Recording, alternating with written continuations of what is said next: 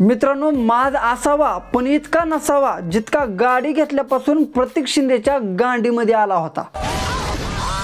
गाडी घेतल्यापासून भाऊ इतका हवेत उडत होता की हायवेवरती भाऊनं समोरच्या गाडीला कसा ठोकला हेच भाऊला समजलं नाही। रील स्टार प्रतीक शिंदेचा भिगवणमध्ये अपघात झालाय। पुणे सोलापूर महामार्गावरील मदनवाडी जवळ अपघात झाल्याची माहिती आहे। तर प्रणिपात माझ्या आत्मनिर्भर मित्रांनो, जय महाराष्ट्र, जय महाराष्ट्र। परत एकदा व्हिडिओ बघण्यासाठी आल्याबद्दल धन्यवाद।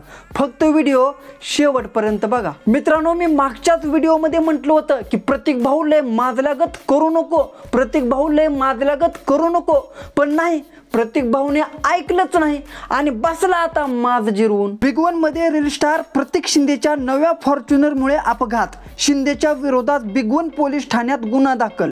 काय झालं प्रतीक भाऊ, फाटली का गांड, जिरला का माज, आता पळव गाडी, आता कर येड्यावानी, येडा गांड। मित्रांनो, मागच्या व्हिडिओला तुम्ही भरपूर प्रेम दिलतं।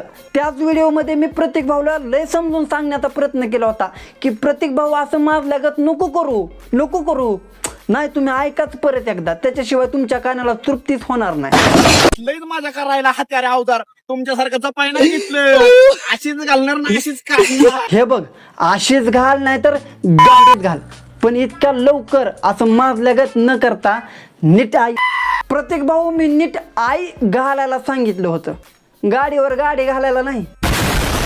खेळणं समजून चुकला, फॉर्च्युनर मुळे पुण्याचा रील स्टार अडचणीत। हे बघ प्रतीक भाऊ, सुदैवानं कोणत्याही प्रकारची जीवितहानी झाली नाही, ही चांगली गोष्ट आहे, पण चुकून हुकून एखाद्याचा जीव गेला असता तर मला सांग कितीच्या भावात गेला असता। मित्रांनो, भावाकडून इतका मोठा अपघात झालाय, 2-3 गाड्यांचं नुकसान झालंय, तरी सुद्धा भावाला अजिबात दुःख नाही किंवा भावाच्या तोंडावरती पश्चाताप नावाची गोष्ट नाही। भाऊ ज्या ठिकाणी ऍक्सिडेंट झालाय त्याच ठिकाणी उभा राहून कसा माजल्यागत बोलतोय बघा तुम्ही।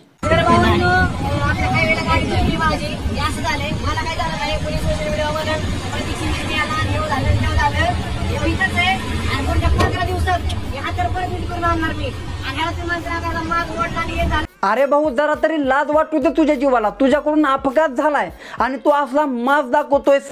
अरे भाऊ, एवढा पण माज बरा नव्हता। रावणाकडे पण ज्ञान होतं, इस्टेट होती, रिस्पेक्ट होती, पण अहंकारा पुढे त्याची जिरली का नाही।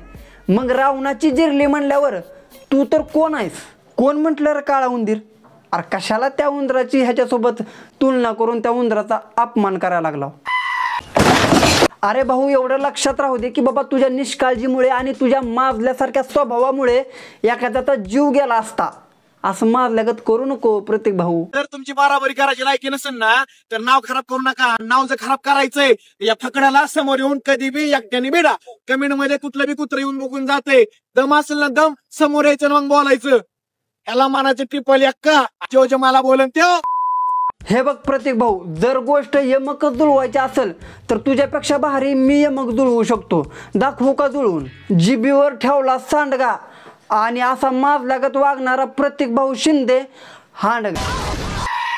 तर बस मित्रांनो, आजच्या व्हिडिओमध्ये एवढंच। जर तुम्हाला हा व्हिडिओ आवडला असेल तर व्हिडिओला लाईक करा, चॅनलला सबस्क्राईब करा आणि प्रतीक भाऊवरती जर तुम्हाला तिसरा पार्ट पाहिजे असेल तर मागच्या व्हिडिओला तुम्ही जवळजवळ 200-250 लाईक कंप्लीट केला होता, ह्या व्हिडिओला तुम्ही 500 लाईक करून टाका, आपण तिसरा पार्ट लगेच घेऊन येऊ, तुमच्यासाठी काय पण हो। चला मग भेटू लवकरच पुढच्या व्हिडिओमध्ये, तोपर्यंत राम राम। असं गाणं म्हणू नको पुन्हा पुन्हा